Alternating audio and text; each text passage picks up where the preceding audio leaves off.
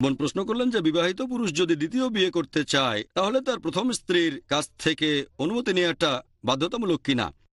আল্লাহ সুবহানাহু ওয়া তাআলা পুরুষদের একাধিক বিয়ে করার অনুমতি দিয়েছেন। সূরা নিসা অধ্যায় 4 আয়াত 3। আগে বলেছি, তোমাদের পছন্দের নারীকে বিয়ে করো 2, 3 বা 4 জন, তবে সুবিচার করতে না পারলে একজনকে বিয়ে করো। তাহলে এমনিতে স্বাভাবিক পরিস্থিতিতে প্রথম স্ত্রীর অনুমতি নেওয়ার প্রয়োজন নেই।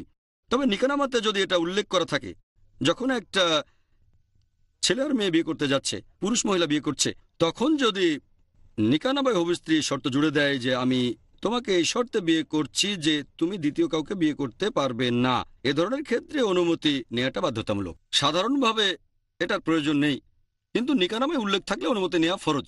তবে আমার মতে যদিও এটা বাধ্যতামূলক না, আমি বলবো করলে ভালো, বলা উচিত, ঠিক। তারপরও এটা ফরজ না। যদিও অনুমতি নেওয়াটা বাধ্যতামূলক না, আমি বলবো নিলে ভালো, এটা ফরজ না। তবে আমার মতে অন্ততপক্ষে প্রথম স্ত্রীকে দ্বিতীয় বিয়ের কথাটা অবশ্যই জানানো উচিত। দ্বিতীয় বিয়ে করলে সেটা গোপন রাখতে পারবেন না। কেন? যদি স্বামী গোপন রাখে তাহলে দুই স্ত্রীর সাথে সুবিচার করতে পারবে না। দ্বিতীয় স্ত্রীর কাছে এটা গোপন করবেন না, প্রথম স্ত্রীর কাছেও গোপন করা যাবে না। সবচেয়ে ভালো অনুমতি নেয়া। নিতে না পারলে সমস্যা নেই, অন্ততপক্ষে জানান। বিয়ের আগে না জানালেও অন্তত বিয়ের পরে জানান।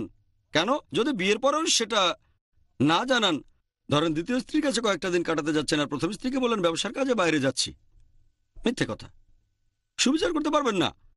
আপনাকে অনেক মিথ্যে বলতে হবে, সবসময় টেনশন। যদি আমার প্রথম স্ত্রী দ্বিতীয় স্ত্রীর ব্যাপারটা জেনে ফেলে, তখন এমন জায়গায় যাবেন যেটার কথা বন্ধু বান্ধবরাও কেউ জানে না, লুকিয়ে দেখা করবেন, এভাবে অনেক ঝামেলা তৈরি হবে।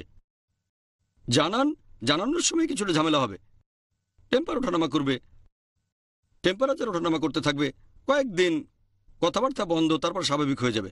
তবে আমার মতে অনুমতি না নিলেও জানানোটা প্রয়োজন, এটা ফরজ। যদিও বেশিরভাগ বিশেষজ্ঞ এটাকে ফরজ বলেন না, তাহলে আমি কেন বলছি? কারণ কোরআন বলছে যদি একাধিক মহিলাকে বিয়ে করো তাদের প্রতি সুবিচার করতে হবে। এখন না জানিয়ে সুবিচার করবেন কিভাবে? তখন কি করবেন? একজনের সাথে অবিচার করবেন, এক জায়গায় বেশি সময় অন্যদিকে কম, একজনের দিকে বেশি মনোযোগ দিবেন যে চেঁচামেচি বেশি করবে। যদি দ্বিতীয় স্ত্রী বলে না তোমাকে 5 দিন সময় দিতে হবে, তখন প্রথম স্ত্রীকে বলবেন আমি ব্যবসার কাজে 5 দিন বাইরে থাকবো। এমন হলে স্বামী স্ত্রীর মধ্যে পারস্পরিক বিশ্বাসটা অনেক কমে যাবে। সেজন্য আমার মতটা হলো অন্ততপক্ষে জানান আর তাকে কারণটা বলেন।